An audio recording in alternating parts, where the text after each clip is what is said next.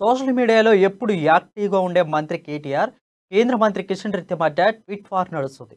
రాష్ట్ర ప్రభుత్వ వైఫల్యాలపై కిషన్ రెడ్డి ట్వీట్ చేయగా, కేంద్ర ప్రభుత్వ పనితీరుపై మంత్రి కేటీఆర్ అదే పనిగా కౌంటర్ ఇచ్చారు. అసలు మ్యాటర్‌లోకి వస్తే బిలియన్ మార్పు గుర్తు చేస్తూ మంత్రి కిషన్ రెడ్డి ట్వీట్ చేశారు. మిలియన్ మార్పుకు సుభిక్ష కాలం గడిచిందన్నారు. కేసీఆర్ నియంతృత్వ పాలనలో కనీస గుర్తింపు లేకపోవడం దురదృష్టకరమన్నారు.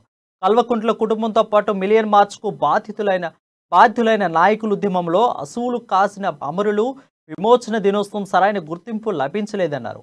ఉద్యమం పేరుతో అధికారంలోకి వచ్చి ఉద్యమాన్ని అణిచివేసేందుకు ప్రయత్నిస్తున్నారని విమర్శించారు.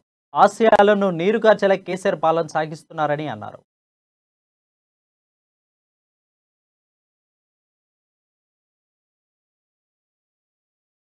ఇక కిషన్ రెడ్డి ట్వీట్పై మంత్రి కేటీఆర్ ఘాటుగా స్పందించారు.